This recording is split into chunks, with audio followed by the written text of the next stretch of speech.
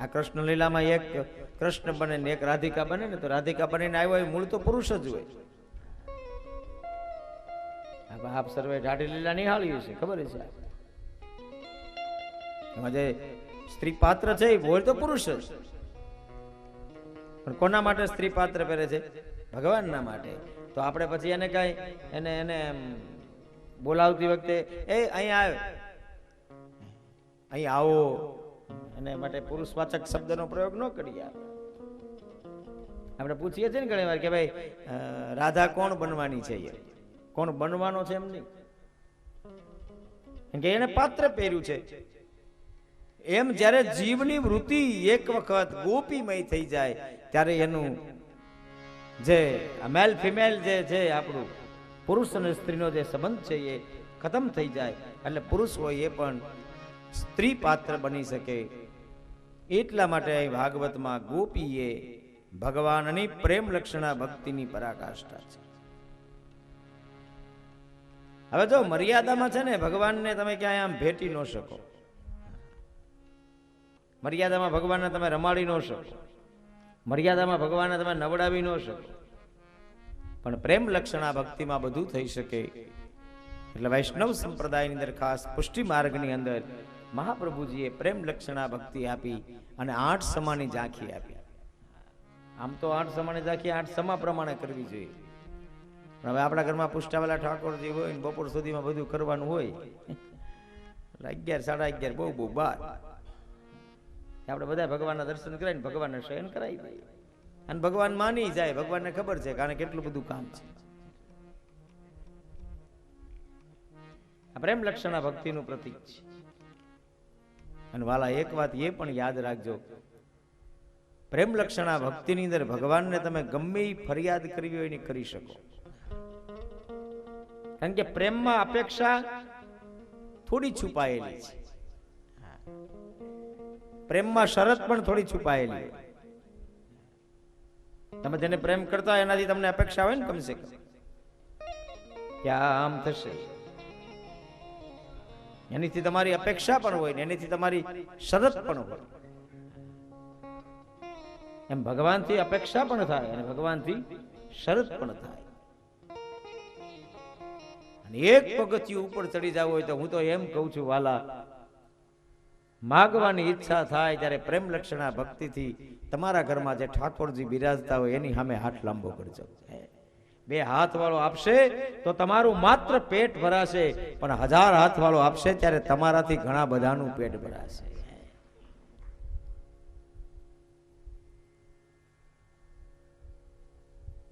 मेरा आपकी कृपा से सब काम हो रहा है, मेरा आपकी कृपा से सब काम हो रहा है, मेरा आपकी कृपा से सब काम हो रहा है, मेरा सब काम हो रहा. करते हो तुम कन्हैया, करते हो तुम कन्हैया, करते हो तुम कन्हैया,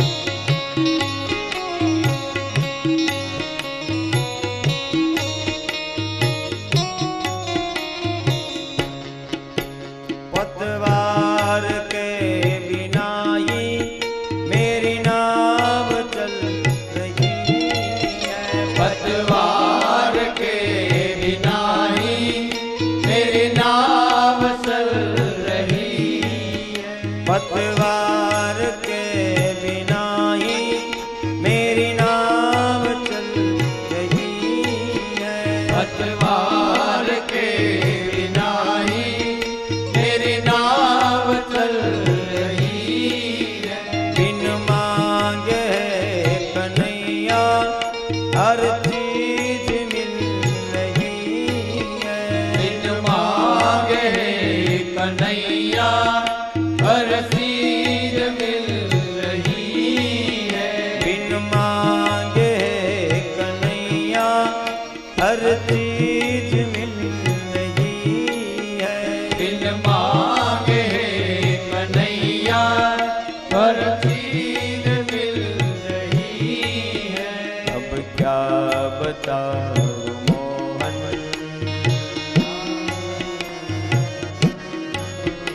अब क्या बताऊं मोहन, आराम हो रहा है।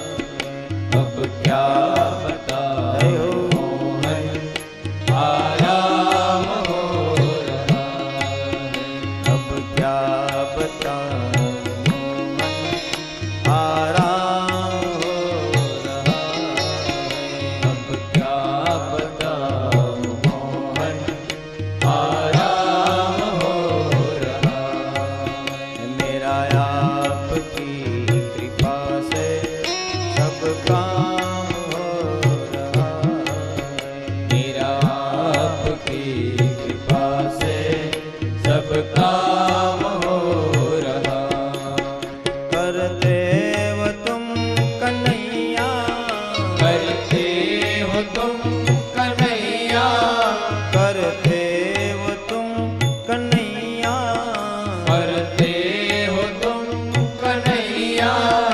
मेरा नाम हो रहा है। मेरा आपकी कृपा से सब काम हो रहा है।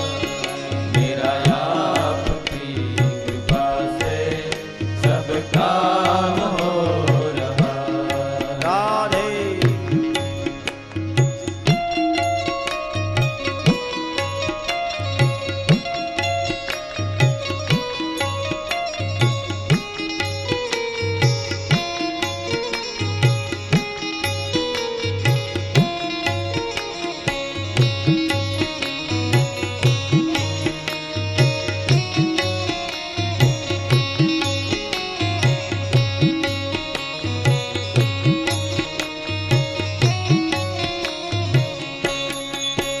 मेरी जिंदगी में तुम हो, किस बात की कमी हो।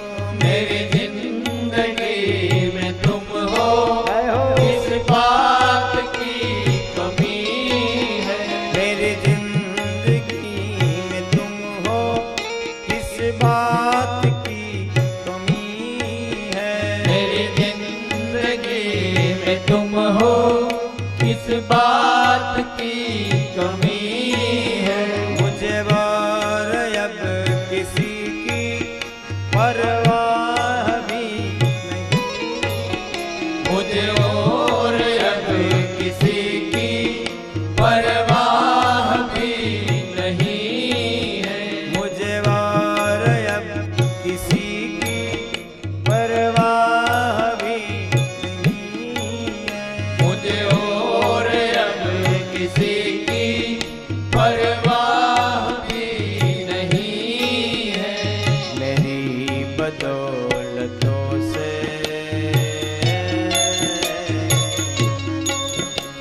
मेरी बदौलतों से आराम हो रहा है।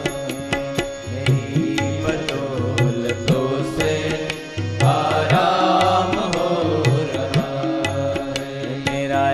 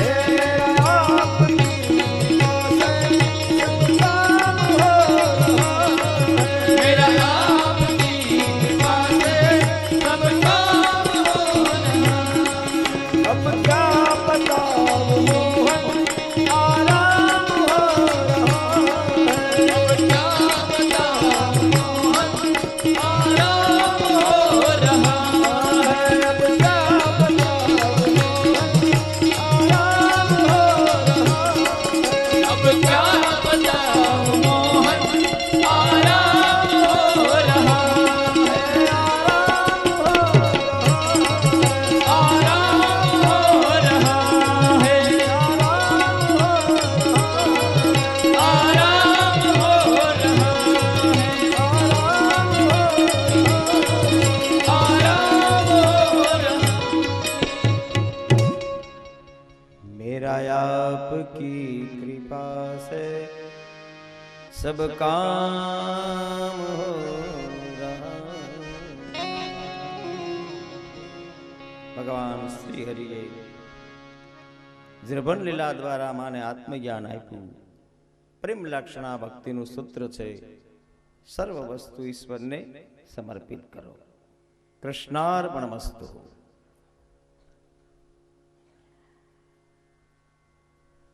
અને કળિયુગમાં એક બાપને દીકરાની આવશ્યકતાની ખબર હોય તો આ તો જગતનો પિતા છે, એને ખબર જ હોય આપણે શેની જરૂરત છે. દીકરો મોટો થાય એમ જેમ આપણે એને બધું આપીને પુષ્ટ કરીએ છીએ એવી રીતે ભગવંત પણ આપણને આપી આપી અને બધું પુષ્ટ કરે છે.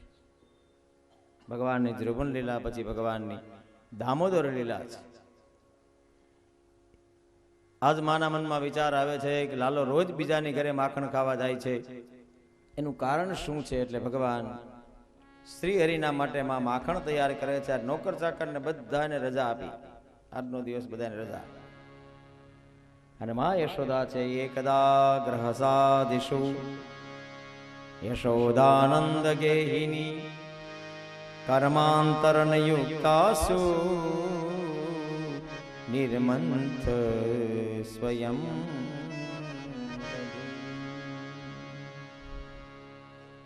યાની યાની ગીતાની તદબાલચરિતાની ચ દધી નિર્મંથને કાલે સ્મરંતિ તાન્યગાયતે.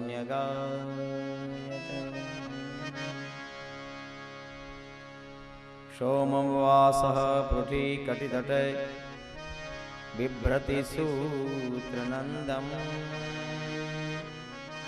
પુત્ર સ્નેહ નૂતક કૂચયુગમ જાતકમ પમ ચસુબ્રુ. એકદા ગ્રહદા શિશુ યશોદા નંદ ગેહિને. એક વખતમાં યશોદા ઘરના લોકો નોકર ચાકરને બધાને રજા આપે છે, પોતાની જાતે નદી મંથન કરવા માટે બેસે છે. સવારથી માં આજ કૃષ્ણમય થયા છે. ઊંચા ઓટલા ઉપર મટકી મૂકી છે, સામે ઊંચા ઓટલા ઉપર માં બેઠા છે. એક તો માં બહુ સ્વરૂપવાન છે, એમાં પાછા પીળા કલરની માએ સાડી પરિધાન કરી છે. સાડી ઉપર અલગથી માએ પટ્ટો બાંધ્યો છે, કમર ઉપર જુડા લટકે છે, હાથમાં કંકણ છે. રજજવા કર્ષ સમભૂજ ચલત કંકણો કુંડલે છે. કાનમાં સુંદર મજાના કુંડળ પહેર્યા છે. અને યશોદા દધી મંથન કરવા માટે બેસે છે, દધી મંથન કરે છે. માથાના વાળને બહુ સુંદર રીતે ઓળ્યા છે. મોગરાના પુષ્પની વેણી માએ માથાના ચોટલામાં નાખી છે. એક એક ફૂલ ખરે છે. જગતને નિયંતા ભગવાન શ્રી હરિ દોડતા દોડતા આવે છે. માનો સાડલો પકડે છે. માં, મન માખણ ખાવું છે. હળવે દઈ ભગવાનને તેડી લે છે, પોતાના ખોળામાં બેસાડે છે. ખોળામાં બેસાડ્યા પછી આમ એક હાથ માનો આમ છે અને એક હાથ આવી રીતે આમ દધી મંથન કરે છે. ભગવાનની નજર માં ઉપર છે, માની નજર ભગવાન ઉપર છે. હળવે દઈને ભગવાન શ્રી હરિ માને પૂછે છે, મૈયા હું તને એક પ્રશ્ન પૂછું છું. માં કે બોલને બેટા, તને દૂધ વાલું છે કે પૂત વાલો છે? વાત સાંભળી અને ભગવાન શ્રી હરિની વાત સાંભળતા માને રડવું આવી ગયું. માં કે છે મને તું બહુ વાલો છે. ભગવાન વિચાર કરે છે મારી માં ભોળી છે, એને ખબર નથી કે ચૂલા ઉપર દૂધ મૂકી અને અહીંયા દધી મંથન કરવા માટે બેઠી છે. રોજનું કાંઈ આ કર્મ નથી એટલે ખબર ન પડે. માં મને બતાવવા માંગે છે કે તારા માટે મને પણ પ્રેમ છે, એવું નથી કે ખાલી ગોપીઓને છે. પણ માં, તારા પ્રેમની અંદર થોડી ઘણી બનાવટ છે અને ગોપીઓનો પ્રેમ નિખાલસ છે. એટલે શબ્દનો પ્રયોગ છે નિયક્તાસુ. જાણી જોઈ અને માં ભગવાનને પ્રસન્ન કરવા માટે આ બધું કર્મ કરે છે. એટલે બે શબ્દનો પ્રયોગ છે. એમાં પેલું નિયક્તાસુ અને બીજો નંદગેહિની એટલે અહંકાર છે. નંદગેહિની એટલે નંદરાણી. એને મનમાં એમ છે કે હું નંદરાણી છું. અને લાલા માટે જો વાલા ભગવાનની પૂજા તમે કરો એ કેવી કરો મહત્વની નથી, પણ અહંકારથી કરો તો એ પૂજા પરમાત્મા સુધી પહોંચે નહીં. તેથી અહંકારથી અહીંયા ભગવાનની પૂજા થઈ રહી છે. એટલે ભગવાન વિચાર કરે છે કે મારા અહંકારને મારે તોડવો પડશે. શું કરવું? દૂધ જે ચૂલા ઉપર મૂક્યું હતું એમાં ઉફાળો આવ્યો અને દૂધ છે એ અગ્નિમાં પડ્યું. અગ્નિમાં પડતાની સાથે દૂધની જે સુગંધ હતી એ માના નાક સુધી પહોંચી. માં યશોદાને ખબર પડી કે સાચી વાત છે, અરે દધિમંથન ચાલે છે, પણ આ બાજુ તમે દૂધને મૂક્યું છે ચૂલા ઉપર. ભગવાનને શ્રી કૃષ્ણ પરમાત્માને નીચે મૂક્યા, એકદમ દોટ મૂકી અને માં યશોદા દૂધને ઉતારવા ગઈ. ઉતાર્ય ગોપી સૃતમ પય પુનઃ પ્રવિશ્ય સંદસ્ય ચ દદ્યમત્રકમ ભગ્નમ વિલોક્ય સ્વસુતસ્ય કર્મત જજહાસમ તમ ચાપી ન તત્ર પશ્યતિ. ભાગવતકારે લખ્યું છે કે પછી માં યશોદા ગયા, પછી લાલાએ હાક મારી, મૈયા માખણ ખાવું છે, માં માખણ ખાવું છે. પણ બોલે દૂધ ઉતાર્યું એમાં સ્મૃતિ ભ્રમ થઈ ગયો, ભૂલાઈ ગઈ. અને ભૂલાઈ જવાના કારણે છૂટવા માટેનો સીધો રસ્તો. તમને કોઈ બહુ ખીજાતું હોય ને એ તો હું ભૂલી ગયો. બધું માણસ ભૂલે, કોઈની આગળ પૈસા લેવા ન ભૂલે. જોજો તો 2 રૂપિયા યાદ હોય આપણે. તમારે મને હજી 2 રૂપિયા દેવાના બાકી છે, બાકી બધું ભૂલાઈ જશે.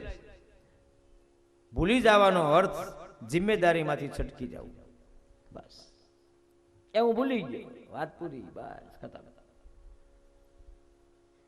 એમ યશોદાની સ્મૃતિને ભગવાને ભ્રમિત કરી. યશોદા ભૂલી ગઈ, માનસ પટ ઉપરથી ગયું. ભગવાન શ્રી હરિએ વિચાર કર્યો કે ભાઈ મારા માટે તો છે, એટલે પથ્થર પડ્યો તો ઉપાડ્યો. રોજ બીજાની મટકી ફોડતા આજ ઘરની ઘેરે છે, અને હું ભલામણ કરું કૃષ્ણ ભગવાન વસઈમાં ઘરે એકાદી મટકી ફોડજો, હું આવું તે. આપણે આ યજ્ઞ મંડપમાં તો ફોડી, ન્યાય આપણે કૃષ્ણ ઉત્સવ એક વખત ઉજવશું. અને એ મટકીને ફોડી જ્યાં ફૂટી હતી. જો કેટલું સ્વાર્થપણું બતાવ્યું છે આ કથામાં. જ્યાં મટકી ફૂટી એ મટકી ફૂટવાનો અવાજ યશોદાના કાન સુધી ગયો. પેલો કેટલી વખત બોલે છે, માં મારે માખણ ખાવું છે, માં મારે માખણ ખાવું છે, એ સંભળાનું નહીં. દોડતા યશોદા આવે છે, લાલા તે મટકી ફોડી છે, તે માખણ ખાધું છે? ના હમ ભક્ષિતા વનંબે, મેં માખણ નથી ખાધું. માને ખૂબ ક્રોધ આવ્યો. ઘરમાં માં પાછળ ને ભગવાન આગળ દોડવા લાગ્યા. ભગવાન ચાલતા થતા બધું પાડતા જાય. અવાજ ગયો ગોપીઓના કાને. દરવાજા બંધ હતા. તિરાડની અંદરથી ગોપીઓ જોવે છે ને બહાર તાલીઓ પાડે છે. બરોબર છે, અમારા ઘરે રોજનું છે. હા, તારા ઘરે એક જ દિવસ થયું, જો ખબર પડે, અનુભવ તને થાય. બહુ વાત ડાય કરતી હતી ને, મારો લાલો તો બીજાને જમાડીને જમે છે. હવે જો પકડ. યશોદાએ હાથમાં લાકડી લીધી. બ્રહ્મને કોઈ બાંધી શકે વાલા? છતાં પણ બ્રહ્મ પુત્ર બનીને આવ્યા છે. મનમાં વિચાર કર્યો ભગવાને, દ્રષ્ટવા પરિશ્રમમ કૃષ્ણ કૃપયા આસીત સ્વબંધને. ભાગવતમાં લખેલું છે, માં પરસેવે રેબઝેબ થઈ ગયા. હજી ભગવાનને વિચાર આવ્યો, માં શૂન્ય બની છે એટલે લા હોય બંધાવ. માના મનમાં એમ છે કે હું લાલાને બાંધી દઉં. ભગવાનને પકડીને લઈ જાય છે, બાંધવાનો પ્રયત્ન કરે છે. પણ જે દમણું હતું, જે દોરડું હતું, એ 4 આંગળ ટૂંકું પીડ્યું.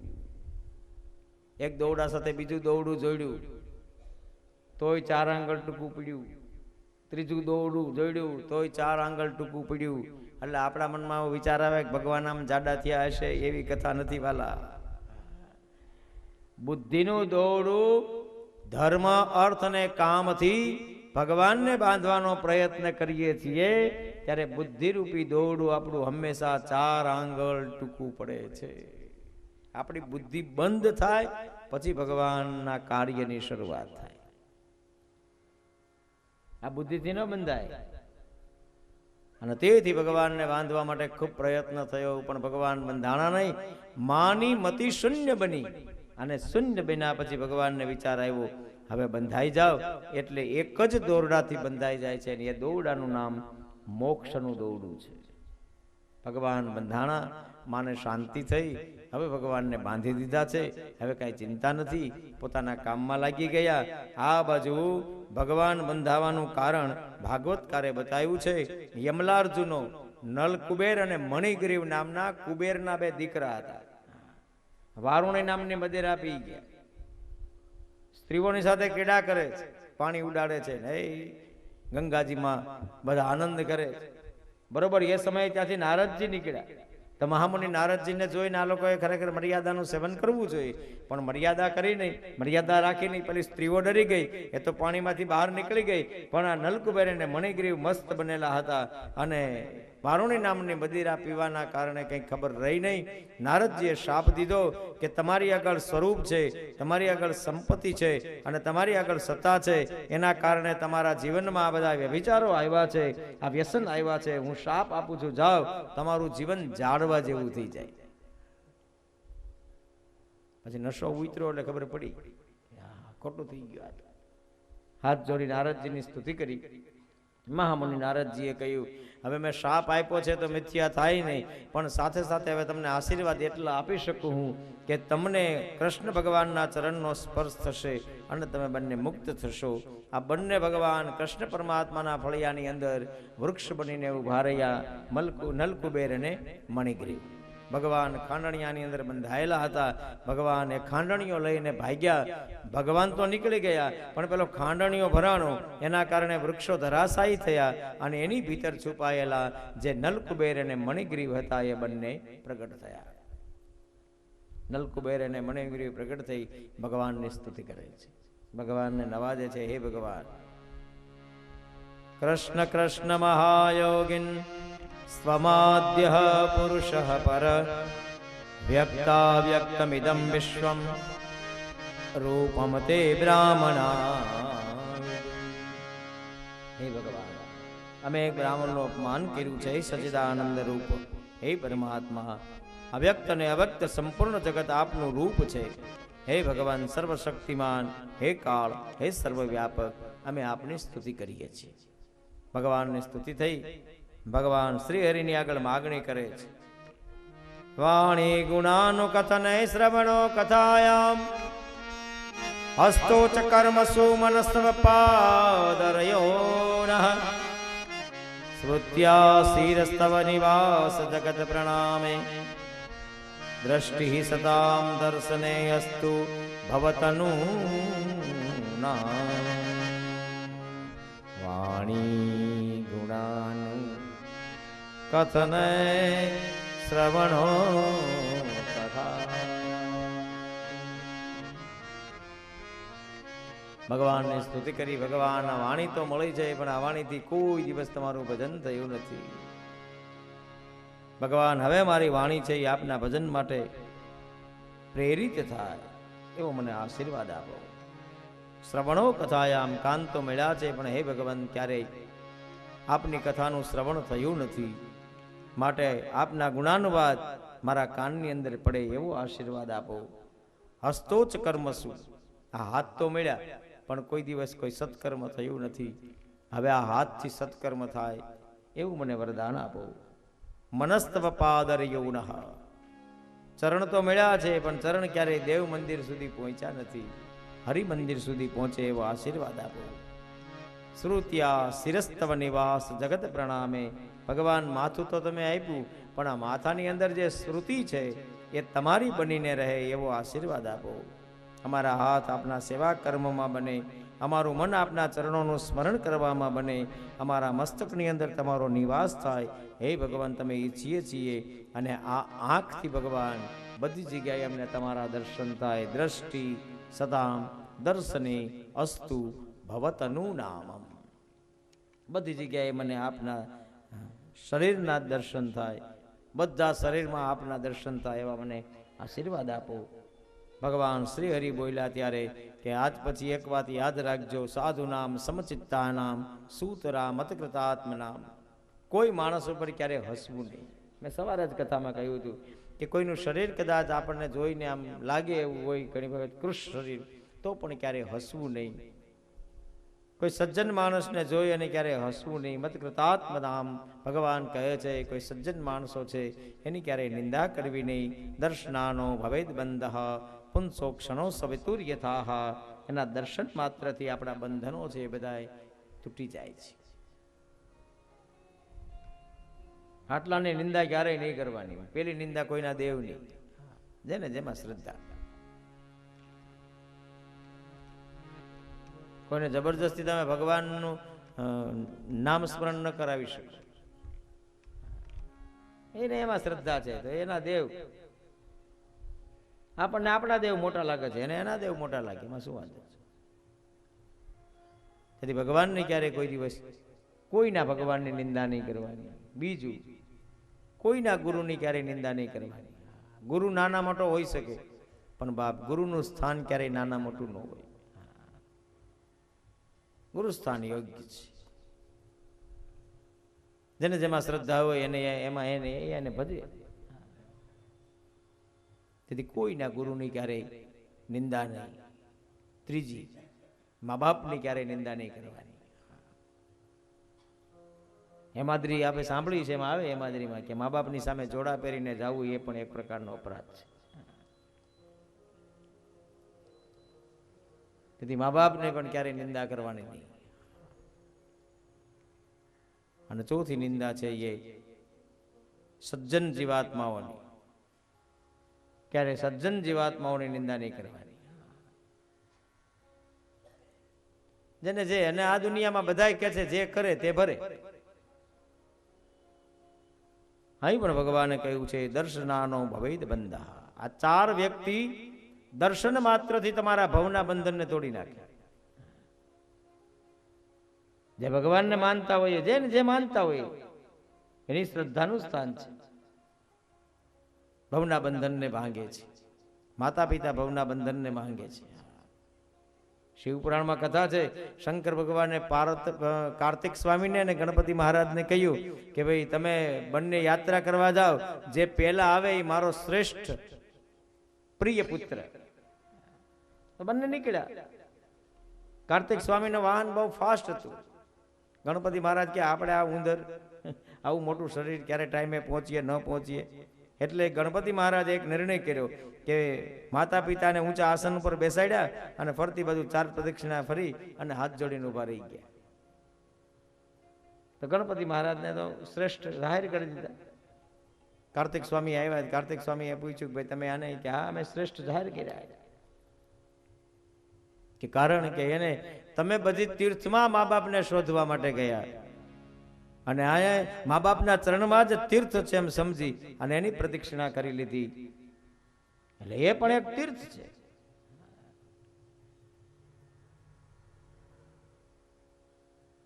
મુવા પછી પ્રતિમા તણું પૂજન કર્યાથી શું થયું?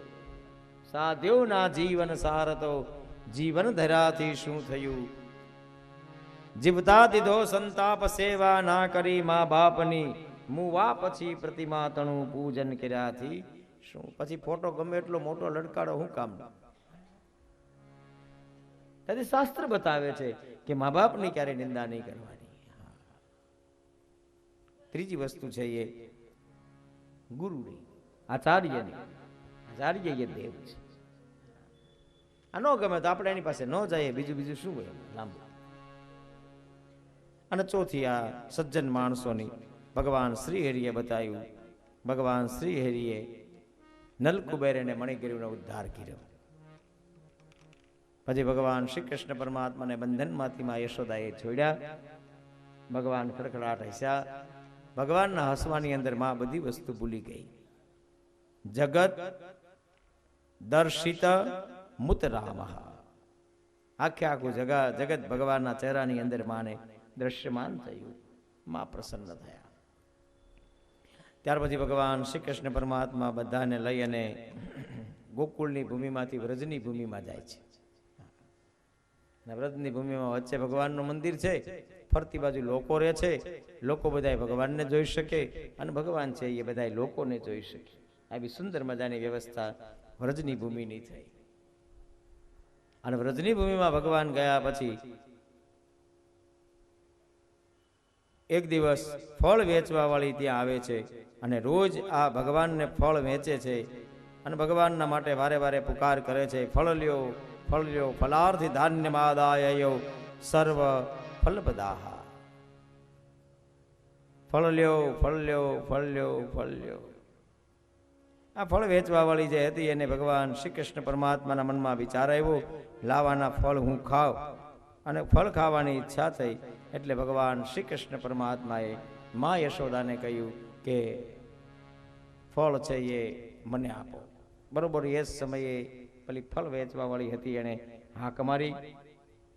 હાક મારતા જ ભગવાન શ્રી હરિની વાત સાંભળી યશોદાએ આને બોલાવી અને યશોદાએ એને કહ્યું કે ભાઈ હા સખિયા, તારી આગળ જે ફળ છે એ ફળ તું ભગવાનને આપ. આ સખિયા માલનની કથા છે. એટલે ભગવાનના હાથમાં બે ફળ મૂકી દીધા સખ્યા માલણે. ભગવાન ફળ ખાવા લાગ્યા. હાથમાં ફળ હતા અને સખ્યા માલણે ભગવાનના હાથ પકડીને કહ્યું કે અરે ભગવાન, હવે રોજ હું તને ફળ આપવા માટે આવીશ. ભગવાને મંદ હાસ્ય કર્યું, અરે રે સખિયા, એક દિવસ ફળની માગણી કરી અને તું રોજ મને ખવડાવવા તૈયાર થઈ. પછી તો રોજનો ક્રમ થયો, રોજ ફળ લઈને આવે, ભગવાનને ફળ ખવડાવે, ભગવાન ફળ ખાય. ભગવાનના મનમાં વિચાર આવ્યો, સખિયાનું મફતમાં ખવાય નહીં એટલે કંઈક આપવું જોઈએ. નાના નાના હાથમાં બે મુઠ્ઠી અનાજ લઈને જગતનાથ પધાર્યા અને પછી ટોપલામાં જ્યારે આ બે મુઠ્ઠી અનાજને ફેંકે છે તો અમૂલ્ય એ હીરા માણેક થઈ ગયા. આ સખિયાની ભક્તિ પ્રમાણે અહીંયા પ્રદક્ષિણાનો રિવાજ આવ્યો છે. આજે તમે વ્યાસપીઠની પ્રદક્ષિણા કરો છો ને, એ સખિયા માલણની ભૂમિકા છે. કોઈને ખબર નહીં હોય, ખાલી ફરતા હોય આપણે. આ સખિયાએ એ પ્રમાણે ભક્તિ કરી છે. સખિયાએ 108 ભગવાનના ફરતી બાજુ આમ ચક્કર માર્યા અને એક ચક્કર પૂરું થાય એટલે ફળ આપે, બીજે દિવસે આવે, બીજું ચક્કર ફરે અને પાછું ફળ આપે. એટલે અહીં 108 પ્રદક્ષિણા ફરવાનો રિવાજ છે. અને પછી અહીં ફળ કંઈક ધરાવવાના હોય એવો રિવાજ હોય, ક્યાંક ક્યાંક ધરાવે. મેં ઘણી જગ્યાએ જોયું છે, કોઈ બદામ લઈને આવે ને કોઈ કાંઈ લવિંગ લઈને આવે ને, કાંઈ ન હોય તો સિંગદાણા તો હોય જ, અને કાંઈ ન હોય તો કોઈએ ધર્યું હોય એ પાછું લઈને ફરી લે. અમે એવું જોયું છે કથા. અહીં કોકે ધર્યું હોય ને એમાંથી 108 ગણી લે, હાડલામાં ઢાંકી દે. ગમે તે થાય પણ વાલા ફળ ભગવાનને ધરવું એવો રિવાજ છે. આમ ચક્કર મારવાની એટલે પ્રદક્ષિણા કરવાની, ફળ ભગવાનને ધરવાનું. પ્રદક્ષિણા કરતા કરતા શું બોલવું તો હરિનામ સંકીર્તન કરવાનું. કૃષ્ણ શરણમ મમ શ્રી કૃષ્ણ શરણમ મમ જય શ્રી કૃષ્ણ શરણમ. નારદજીની વીણા બોલે શ્રી કૃષ્ણ શરણમ. નારદજીની વીણા બોલે શ્રી કૃષ્ણ શરણમ મમ શ્રી કૃષ્ણ શરણમ મમ જય શ્રી કૃષ્ણ શરણમ. શ્રી કૃષ્ણ શરણમ મમ જય શ્રી કૃષ્ણ શરણમ.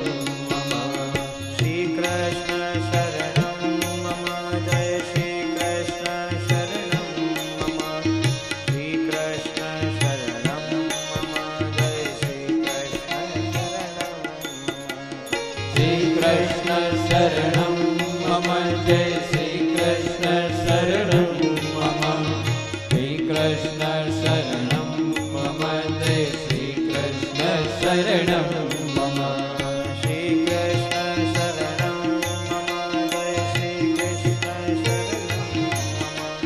શ્રી કૃષ્ણ શરણમ મમ જય શ્રી કૃષ્ણ શરણમ.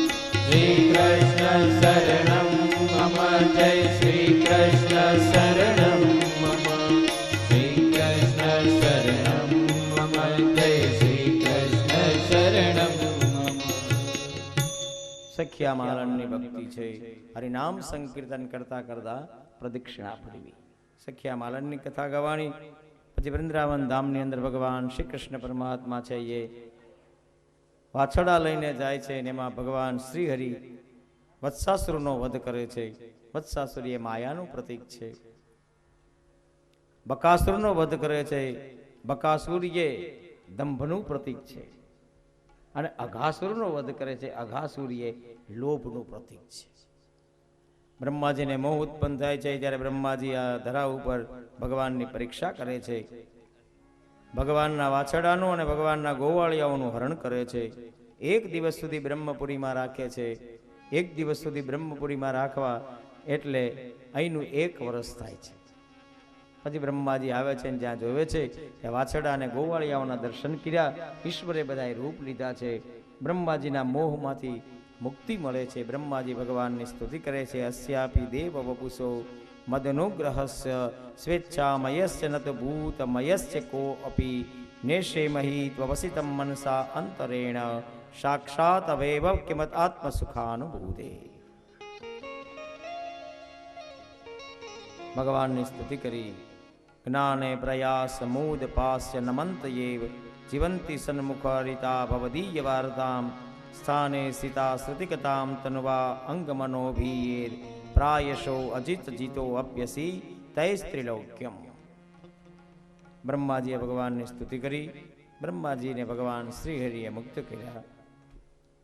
ત્યાર પછી ભગવાન શ્રી કૃષ્ણ પરમાત્મા ધેનુકાસુરનો વધ કરે છે. ધેનુકાસુર એ પાપનું પ્રતીક છે. ફળ ખાતો નથી, એને ફળ કોઈને ખાવા દેતો નથી, એનું નામ ધેનુકાસુર છે. એકદમ વૃક્ષોને ભગવાન શ્રી હરિ હલાવા લાગે છે અને વૃક્ષો હલાવે છે ત્યારે ઉપરથી ફળ પડે છે. ફલાની તત્ર ભૂરીણ પતંતી પતિતાની ચ સંતિ કિન્વત વરુદ્ધાની ધેનુદેન દુરાત્મના તસ્માત કૃત નરાહારાત ભીતેર્નો ભીરમિત્રહન ન સેવ્યતે પશુગણે પક્ષી સંગે વિવર્જિત. જ્યારે વૃક્ષોને હલાવે છે, જ્યારે ટપોટપ ફળ બધાય પડે છે ભૂમિની ઉપર, અને જ્યારે ભૂમિ ઉપર આ બધા ફળ પડે છે એ સમયે ધેનુકાસુર નામનો રાક્ષસ આવે છે. ભગવાન શ્રી કૃષ્ણ પરમાત્મા સાથે ધેનુકાસુરનું યુદ્ધ થાય છે. યુદ્ધના અંતે ભગવાન શ્રી હરિ ધેનુકાસુરનો ઉદ્ધાર કરે છે. પાપનું પ્રતીક છે. શાસ્ત્ર સમજાવે છે કોઈ પણ વસ્તુ ભગવાનને ધરી દઈએ આપણે તો એ પ્રસાદ થઈ જાય છે. એટલે ભગવાન કહે છે કે મને ધરાવીને પછી તો બરોબર છે, પણ આ ધેનુકાસુર કે છે નહીં, જે કાંઈ છે એ બધું મારું જ છે. ભગવાન શ્રી કૃષ્ણ પરમાત્મા અને બલરામજી મહારાજે ધેનુકાસુરનો વધ કર્યો. બધી કથાઓ છે એ ઘર સુધી પહોંચે છે. ગોપીઓ બધી કથાઓને મથુરામાં માખણ વેચવા જાય ત્યારે ત્યાં જઈને ગાય છે.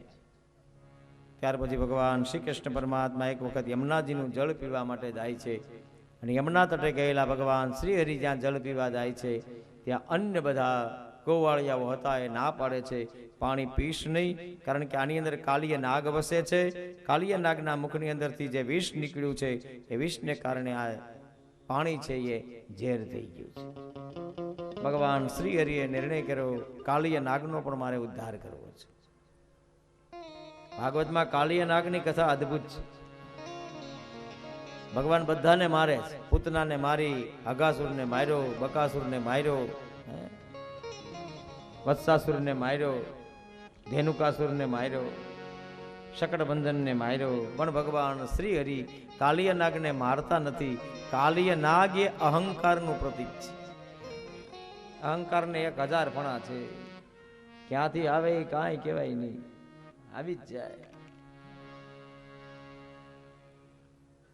કાંઈ પણ યશ હોય, ક્રેડિટ હોય તો આપણે અહંકારથી સ્વીકારીએ. હું તો ભાઈ હા, એ અહંકારનું એક પ્રતીક છે. એમ 1000 ફણાઓ વાળો અહંકાર છે. અને યમુનાજીની અંદર રહેવાના કારણે યમુના જળ છે એ ઝેર થઈ ગયું છે. મેં સવારે જ કહ્યું હતું યમુના એ ભક્તિ સ્વરૂપા છે. અહંકાર બધામાં હોય જ છે, પણ ભક્તિમાં અહંકાર હશે તો તમારી ભક્તિ રૂપી પાણી છે એ ઝેર થઈ જશે. વેદનું સૂત્ર છે પ્રોક્ષાલ્યમ સ્વાન ગુણાન. આપણા જીવનની ભક્તિને છુપાવીને રાખો. કોઈને કહેવાય નહીં ક્યારેક હું આટલી માળા કરું છું, હું આટલું આમ કરું છું, મને તો રોજ ભગવાનનું સર્વોત્તમ બોલીને પછી જ જમવાની ટેવ છે. તો આપણું જે કર્મ છે એ ખુલ્લું પડી ગયું, અને ખુલ્લું પડવાના કારણે કર્મ છે એ નાશ થઈ જાય છે. આ ગૌમુખી એટલે આવી છે કે તમે માળા ફેરવો એ તમને એકલાને જ ખબર પડે.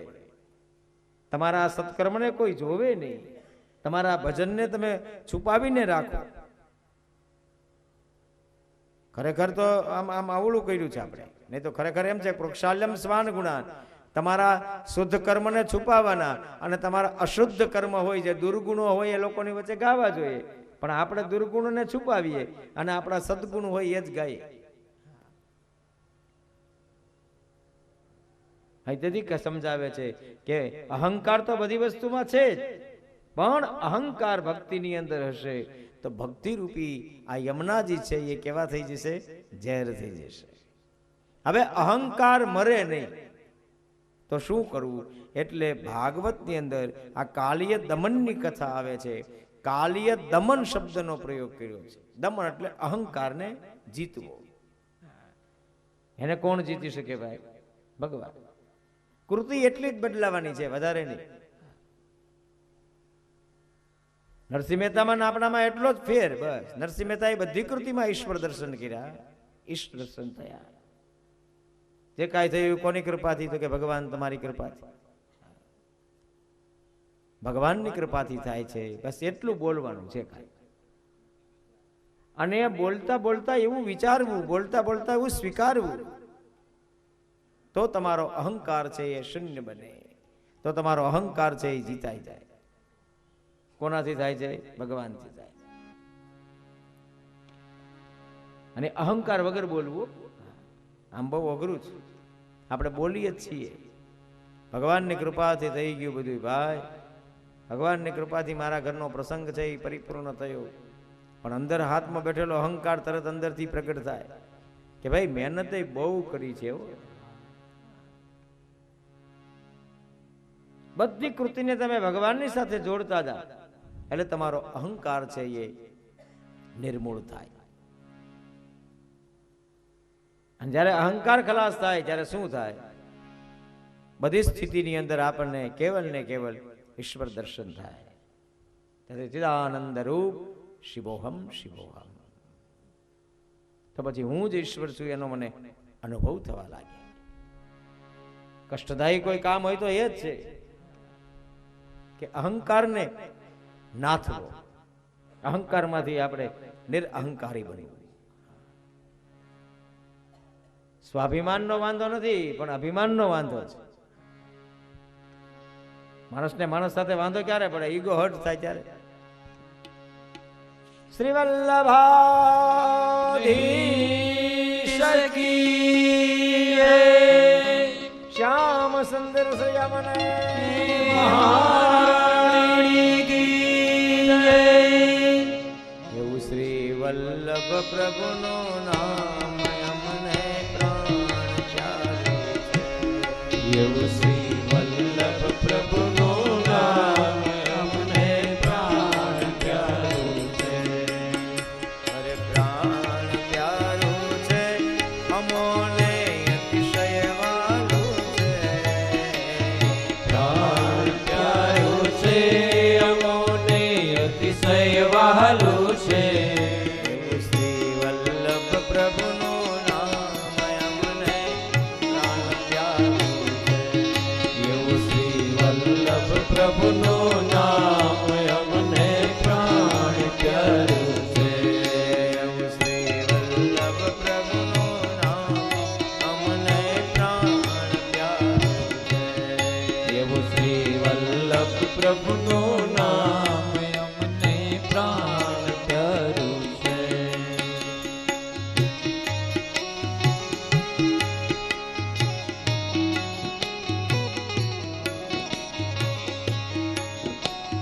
આજનો દિવસ એટલે આપણા માટે ખૂબ જ પવિત્રનો દિવસ. આપણા સમસ્ત યજમાન પરિવાર અને સમસ્ત શ્રોતાજનોના અને ગ્રામજનોના અહોભાગ્ય ગણાય પૂજ્યપાદ કમલેશ બાવા અત્રે પધાર્યા છે. આપ શ્રી કથા શ્રવણ કરવાના છો. કથા ચાલશે, ત્યારબાદ પૂજન અર્ચન અને આશીર્વચનનો અને પ્રવચનનો પણ આપણે લાભ લેશું. વલ્લભ પ્રભુનું નામ અમને પ્રાણ પ્યારું છે. એવું શ્રી વલ્લભ પ્રભુનું નામ અમને પ્રાણ પ્યારું છે.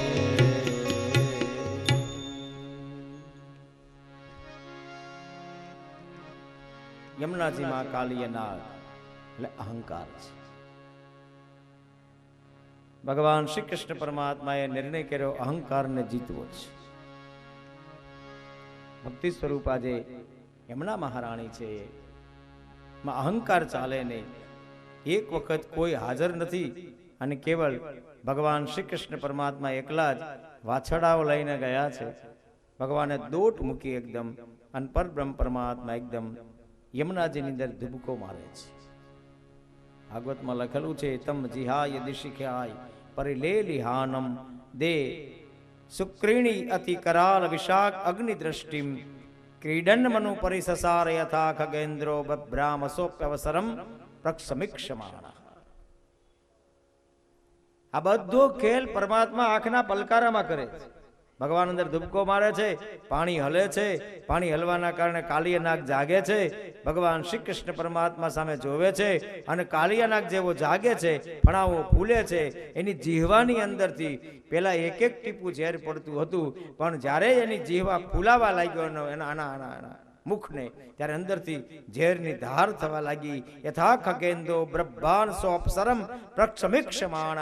જેમ એકાદો નટનાગર કોઈ રંગ મંચની ઉપર સુંદર મજાનો નૃત્ય કરતો હોય, એમ ભગવાન શ્રી કૃષ્ણ પરમાત્મા છલાંગ લગાવી અને કાલિય નાગની ઉપર ઉભા રહી ગયા. 1000 ફણા છે, એક એક ફણાને ભગવાન જીતવા લાગ્યા. દૂરથી બધા હજારો ફણાઓને ભગવાને બાંધી લીધા. જિંદગીનો અહંકાર એક વખત હરિના હાથે બંધાઈ જાય તો 5 જે નાગણીઓ છે ને એ આપમેળે શાંત થઈ જાય. શબ્દ, સ્પર્શ, રૂપ, રસ અને ગંધ આ પુષ્ટ કરે આસક્તિને, અંદરના અહંકારને આ પુષ્ટ કરે. ભગવાન શ્રી હરિએ જ્યારે અહંકારને બાંધી લીધો, ડરી ગયેલી બધી નાગણીઓ ભગવાનની સ્તુતિ કરે છે. અનુગ્રહોયમ ભવતઃ કૃતો હીનો દંડો સતામ તે ખલુ કલ્મષાપઃ યદદ સૂક્ત વમુષ્યે